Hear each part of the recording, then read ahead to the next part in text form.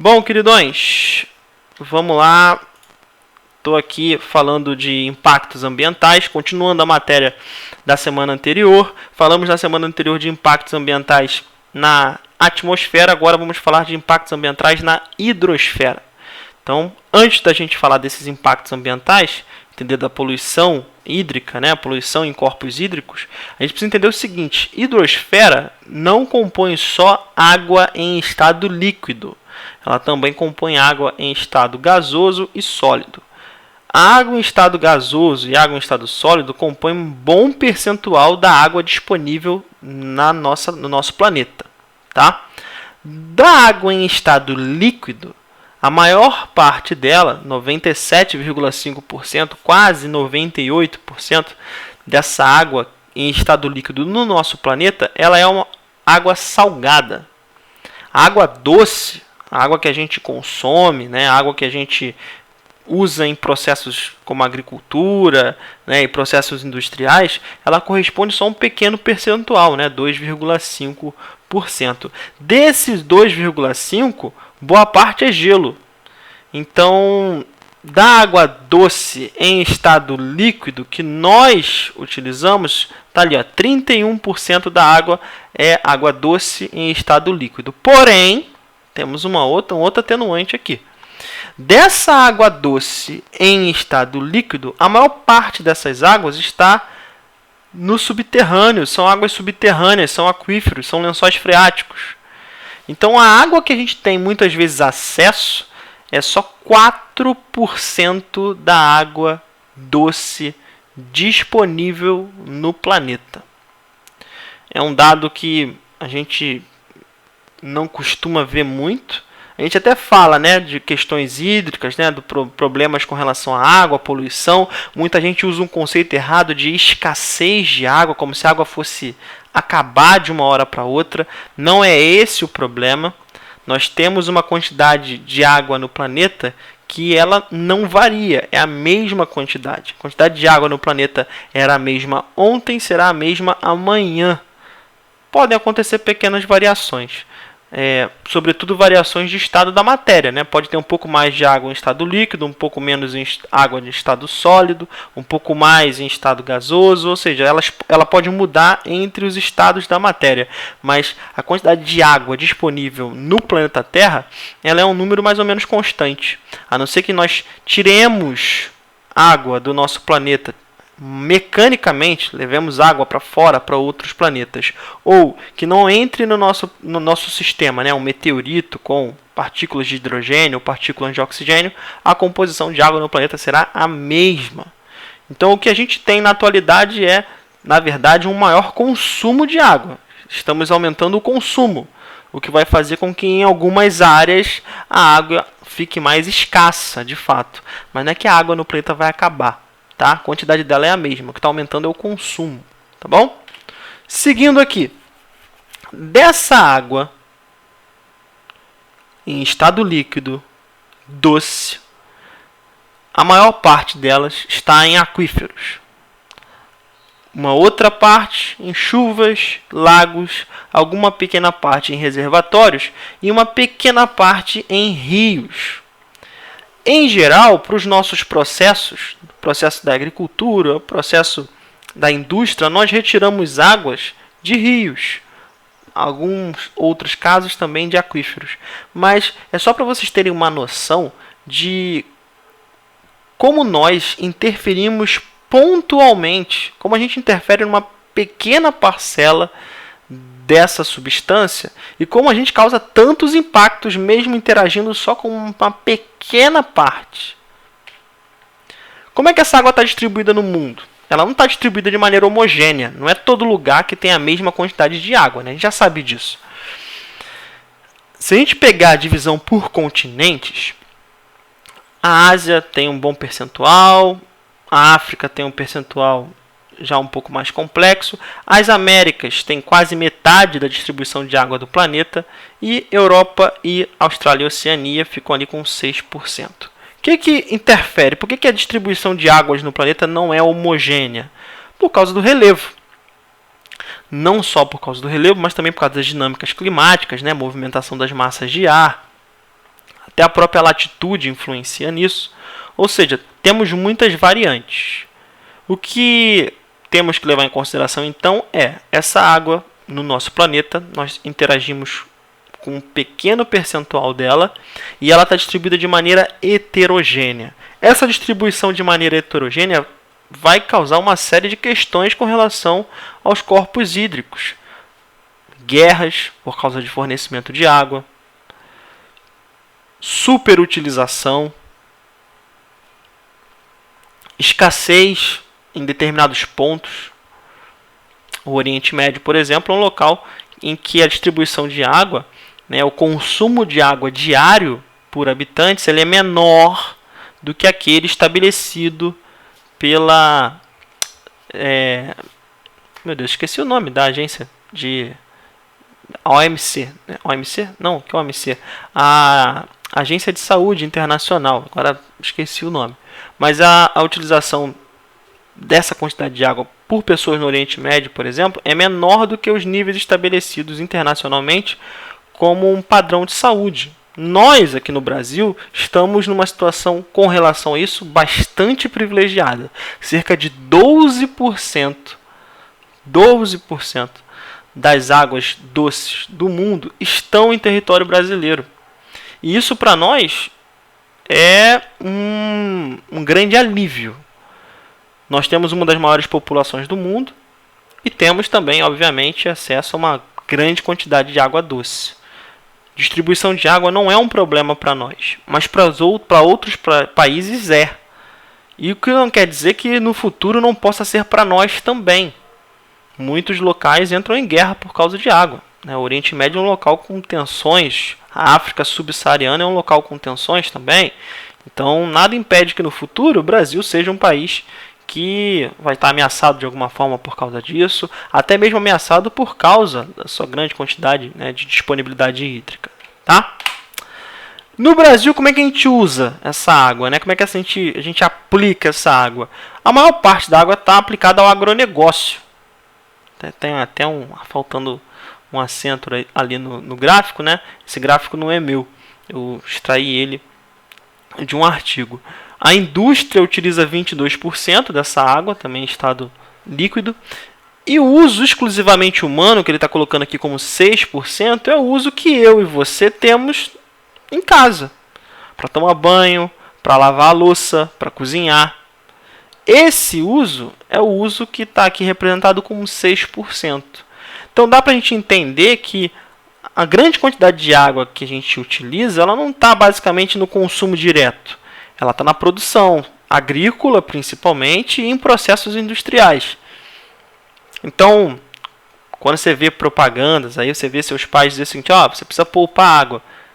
É uma verdade? É claro que é uma verdade, você precisa poupar água. Tem tanta gente aí que está precisando de água, né? Desperdício de água é realmente um desperdício que não faz o menor sentido. Se você pode poupar, que você poupe. Mas, sem sombra de dúvida, os setores que mais impactam na utilização e que poderiam impactar para preservar essa água é o setor do agronegócio e da indústria. Tá? Nós, civis, temos um impacto pequeno. Né? Quando eu falo nós civis, estou falando nós que estamos em ambientes urbanos e que somos usuários simples. Né? Não são donos de empresa ou fazendeiros ou criadores de gado, por exemplo. Falar em rede hídrica, e lembra que a gente está falando aqui, o nosso enfoque é poluição, né? É a degradação dessa hidrosfera. A degradação dessa hidrosfera passa por diversas etapas. O que eu trouxe aqui nessa imagem para a gente é entender que essa água ela é distribuída de maneira heterogênea no mundo, não é todo local que tem a mesma quantidade de água, a gente já viu isso, mas mesmo dentro do Brasil, essa disponibilidade também é heterogênea, o Brasil é muito grande. Então, a água está distribuída de maneira heterogênea. Além disso, as maneiras que nós temos de tratar a água, de lidar com ela, variam muito de região para região.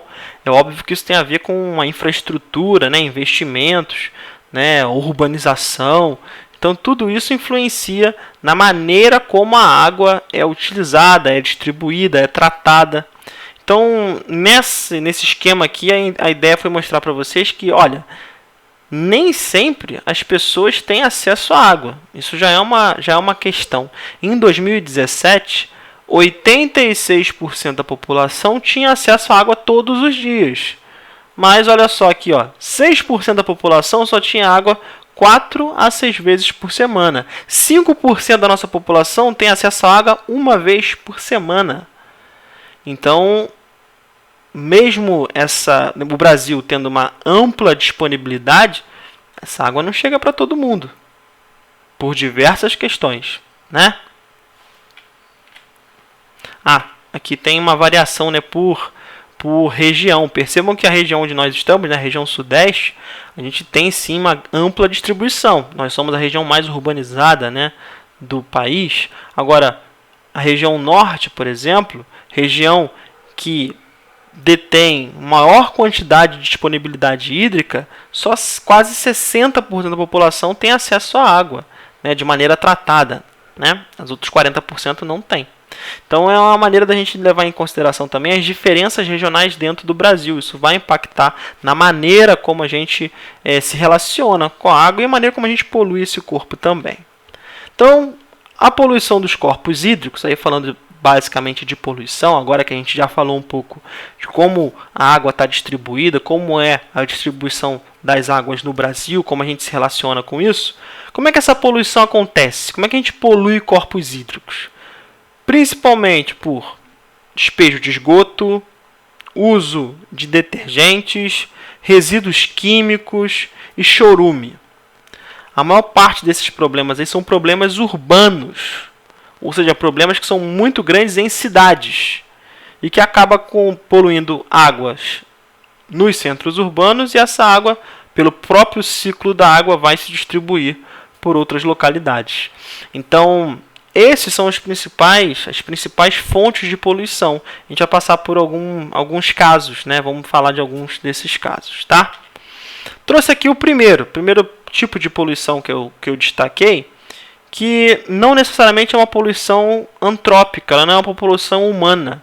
Vale a gente levar isso em consideração. Quando a gente fala de água poluída, é uma água que foi alterada quimicamente, biologicamente ou fisicamente. No caso da maré vermelha, a gente está falando de uma alteração que, por vezes, pode não ter nada a ver com a ação antrópica, a ação do homem. Tá? A maré vermelha, tem muita gente que ainda utiliza esse nome porque existe a maré preta, a gente vai ver lá daqui a pouco. Mas a maré vermelha, ela está sendo modificada o nome porque nem sempre ela apresenta coloração vermelha. Ela pode apresentar uma coloração alaranjada, uma coloração amarelada. O que é essa maré vermelha? Ou, no caso aí, como eu coloquei, né, floração de algas nocivas. Há uma alteração no padrão das algas que faz com que elas se reproduzam de maneira exacerbada. Essa reprodução vai acabar impactando em outras questões. Porque essas algas, como elas ficam na superfície, elas vão impedir a entrada de raios solares, que por sua vez vão impactar na fotossíntese de outras algas. Então, é um processo que acaba gerando processos subsequentes. Eu tenho um crescimento excessivo de certas algas, a obstrução da inserção de raios solares, prejudica-se assim a fotossíntese de outros tipos de alga, o que traz problemas na oxigenação da água. Então, um problema acaba puxando o outro, né? Sem falar que algumas dessas algas elas acabam produzindo toxinas, o que faz com que você possa ser prejudicado por envenenamento. Esse envenenamento pode ser direto ou indireto. Por exemplo, você pode consumir um peixe que estava em contato com uma situação como essa, e aí você vai ter um contágio indireto, né? Contágio direto é você teve contato direto com um envenenamento. Agora, o contato indireto é você consumiu um peixe, por exemplo, uma alga envenenada. Pode acontecer também, tá? Então, eu coloquei um esquema aqui, ó, maré vermelha, né? Alteração na cor da água causada pela proliferação de microalgas, né? Possíveis causas: O aumento da luz solar pode causar isso, o aumento do número de nutrientes, as águas mais quentes. E aí o que ela causa? Ela causa aumento da clorofila, diminuição do oxigênio e aumento das toxinas. Ou seja, ela vai impactar em todo o bioma marinho. Tá? É uma questão interessante que não perpassa necessariamente pela ação humana. Tá? Depois da maré vermelha vem aqui a maré negra, que está associada à distribuição, né, distribuição não, mas o vazamento de petróleo, né, vazamento de óleo, né, de combustível fóssil. Esses derramamentos têm acontecido, infelizmente, com frequência. A gente teve um caso em janeiro do ano passado, se não me engano, que prejudicou praias no Nordeste, com esse óleo chegando até parte do Sudeste. Então, como esses animais eles não percebem essa substância, porque ela é uma substância que ela se dilui, ela fica na superfície por causa da densidade, alguns animais acabam, né, se banhando com essa água, né, contaminada, e acabam, né, obviamente, se prejudicando. A imagem é bastante ilustrativa, né? Esses vazamentos, até pela densidade do material, acabam chegando muitas vezes nas áreas costeiras e acabam prejudicando todo o ecossistema marinho. Como ele obstrui também a entrada de raios solares e prejudica a oxigenação de água, da oxigenação da água através quando ele prejudica a fotossíntese das algas, ele vai acabar prejudicando a oxigenação da água. E essa oxigenação é importante para os peixes e para os demais organismos. Os organismos que vão se sobressair nessa região são os anaeróbios, que são aqueles que não necessitam de oxigenação, são os anaeróbicos. Falei errado. E aí isso causa eutrofização. Eutrofização é o nome desse processo, tá? Que vai fazer com que esse crescimento desses seres anaeróbicos se proliferem. Normalmente a água fica esverdeada. Quando você vê um lago todo esverdeado, mesmo aquele verde denso, é porque esse processo de eutrofização está acontecendo. Pode não ter acontecido por causa, obviamente, da maré negra. Outro processo pode ter encadeado essa eutrofização. Mas é comum ver, você pode ver quando você passeia na Quinta da Boa Vista, né? Óbvio que a gente está em quarentena, a gente não está fazendo isso mais com certa frequência, mas esse processo de eutrofização ele pode ser percebido, tá? Quando esses seres se multiplicam com intensidade e acabam obstruindo também a entrada de raios solares, prejudicando a oxigenação da água, tá? Com isso, outros seres morrem e os anaeróbicos acabam se prevalecendo, tá? Vamos agora falar de impactos gerados por hidrelétricas. Por que eu estou trazendo impactos gerados por hidrelétricas? Porque a principal fonte energética brasileira é a hidrelétrica. Eu trouxe aqui, ó, a matriz energética brasileira, quase 60% dela é hidrelétrica. Então a nossa principal fonte de energia é a utilização de água, tá? Aqui, no caso, energia hídrica, ele está colocando tanto hidrelétrica quanto termoelétricas, tá? Mas as hidrelétricas são a nossa principal matriz energética. Então, vamos falar dos impactos causados por essa modalidade de geração de energia, que é uma modalidade renovável, que é uma modalidade bastante interessante, que, obviamente, por nós termos uma grande disponibilidade de água, a gente consegue usar esse tipo de energia. Como é que funciona? A gente represa um corpo hídrico, né, o volume de água aumenta, nós liberamos aqui a entrada d'água, que obviamente devido à quantidade, o volume de água represada, ela é disponibilizada com uma alta pressão. Essa alta pressão vai passar aqui, ó, e girar as turbinas. Então é a força da água que gira as turbinas, e essa turbina acaba gerando então energia cinética, que vai ser transformada através do gerador em energia elétrica. Então esse é o processo. É um processo interessante, como eu falei, é um processo renovável, a gente não gasta a água ao fazer isso, porém ele traz consequências, ele traz impactos, né? Que impactos são esses? Perda da biodiversidade, toda essa área que foi represada, onde o volume de água aumentou, esse volume de água vai cobrir plantas, vai cobrir animais, né? Ou seja, toda uma área, toda uma biodiversidade vai ser prejudicada. Perda de fertilidade dos solos, obviamente a água vai cobrir solos, possíveis solos agricultáveis. Perda de monumentos naturais, possíveis fontes arqueológicas vão ficar, né, também submersas, né, nesse caso. Deslocamento de populações ribeirinhas, isso aqui é um ponto importante. As populações locais, populações que vivem às margens dos rios, que serão represados, vão ter que ser deslocadas, elas têm que ser movidas dali, porque o local onde ela habita, obviamente, vai ser inundado. Então, isso já foi, inclusive, questão importante, questão de Enem. Tá? Redução de áreas de reservas indígenas. Por quê? Porque as principais fontes hidrelétricas, né, as principais hidrelétricas que nós temos, estão em áreas que são áreas de relação com antigas habitações ou ainda com habitações indígenas, né, áreas de reserva. Então, algumas dessas hidrelétricas acabam afetando áreas de reservas indígenas. Problema que a gente também tem que tratar, né? Redução da capacidade de transporte de sedimentos. O que é isso? O rio, quando ele corre, ele transporta sedimentos. Quanto mais forte é o rio, maior é a capacidade de transporte desse sedimento. Só que o que acontece? Quando a gente faz essa represa, o que vai passar a acontecer? Esses sedimentos vão ficar retidos aqui, ó, na parte de baixo da represa. Eles vão passar a ficar retidos aqui. Então, vai haver um prejuízo no transporte de sedimentos. O sedimento, em vez de ele correr o curso do rio normal, ele vai ficar represado, ele vai ficar contido na represa. Não sei se vocês lembram, claro que vocês lembram, imagino que vocês lembrem, do acidente que teve lá no Rio Doce, né? Que aconteceu há 2 anos atrás, 3 anos atrás, acho que foi 2 anos atrás.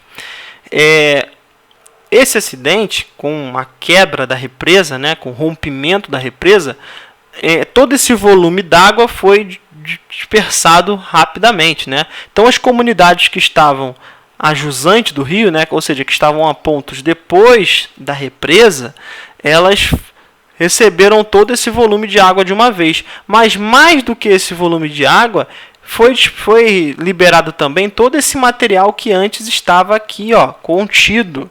Isso também foi um problema gravíssimo, inclusive. Então, não foi só o volume de água, não. Foi o material, os sedimentos que estavam retidos na represa, que obviamente causaram todo um impacto, né?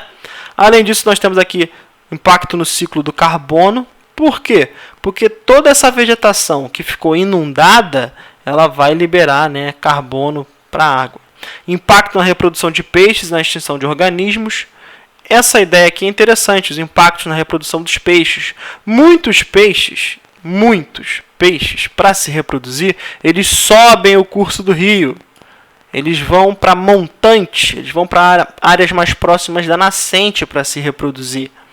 Quando você tem uma barreira como essa, você obviamente impede o peixe de fazer isso. Então, isso pode impactar na reprodução desses animais, tá? É por isso que isso está aqui, ó, mostrado, tá bom? Deixa eu apagar aqui toda a tinta e vamos seguir. Falei da matriz energética e por último aqui, ó, o lixo urbano. Talvez esse seja aqui o nossa forma de contaminação mais frequente, né? A gente contamina corpos hídricos através do despejo dos resíduos sólidos, do lixo. Então a gente pode classificar o lixo aqui em lixo de varrição, que é aquele lixo proveniente do varrer, né? Que é sedimento, que é, enfim, poeira, restos de plantas. Isso é o lixo que a gente chama de lixo de varrição. Lixo comercial, que é aquele lixo que provém de estabelecimentos comerciais. Lixo doméstico, que é o lixo da minha casa, da sua casa, da casa dos nossos vizinhos.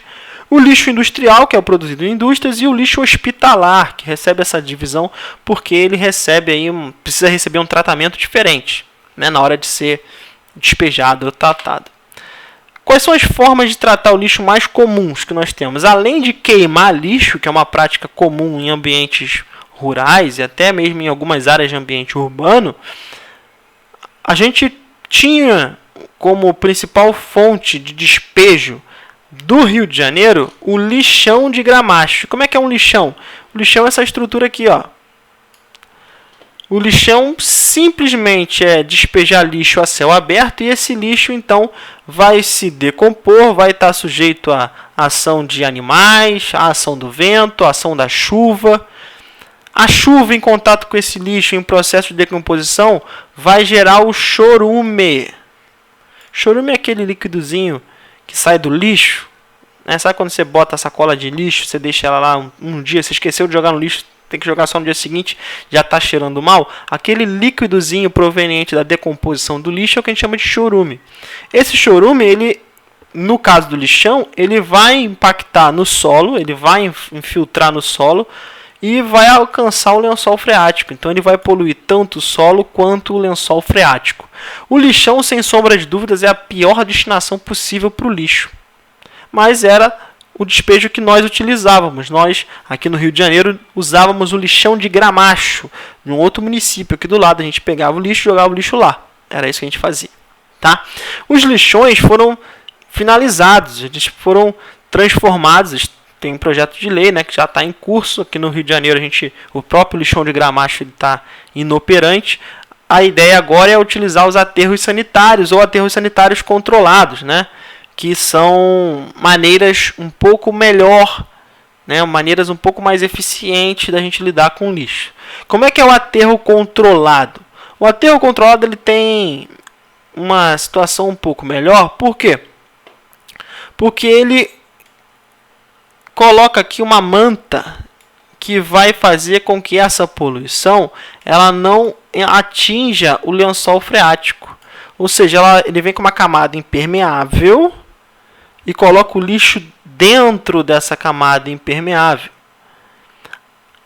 O lixo dentro dessa camada impermeável ele também vai entrar em decomposição, ele também vai gerar o chorume, porém esse chorume não vai alcançar o lençol freático porque ele está numa camada impermeável.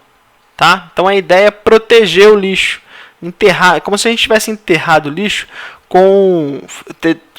não só enterrado, mas criado um reservatório para ele, que faz com que esse lixo, o material da sua decomposição, não entre em contato com o sistema externo. Então, isso é o aterro controlado. Tá? A ideia é gerir, então, os resíduos do lixo, tanto o chorume quanto o metano, né, que é produzido também pela decomposição do lixo.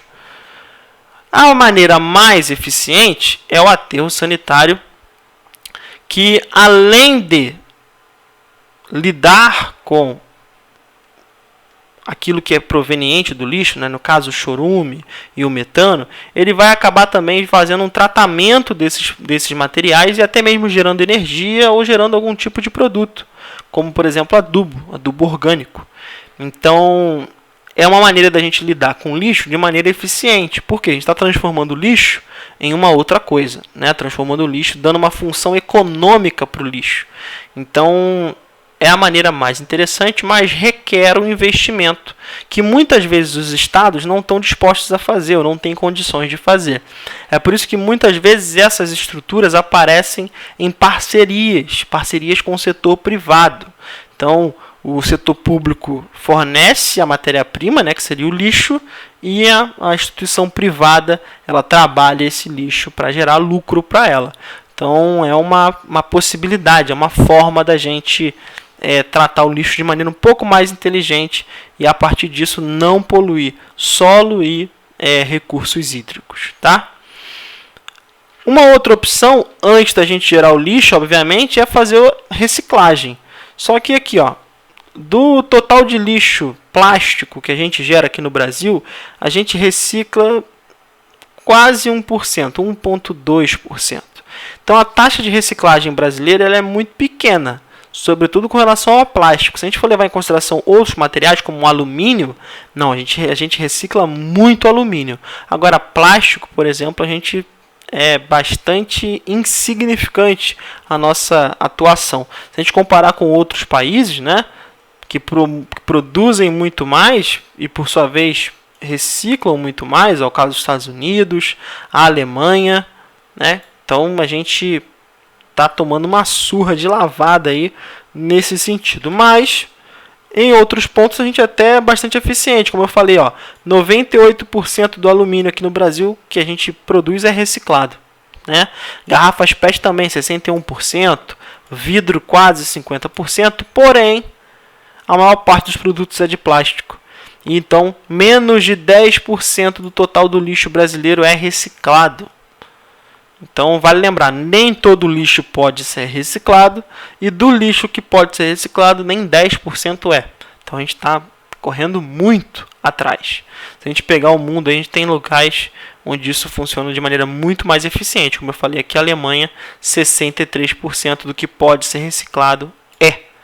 Está distante dos 100%? Óbvio, mas está muito mais avançado do que nós, tá? É uma economia que funciona cada vez mais, tá? A reciclagem hoje ela é um negócio que a gente precisa investir se a gente quiser dar um tratamento melhor para os nossos corpos hídricos, beleza? Então, ó, estou encerrando a apresentação aqui. Vou voltar aqui para minha apresentação, vou até mudar aqui para cá.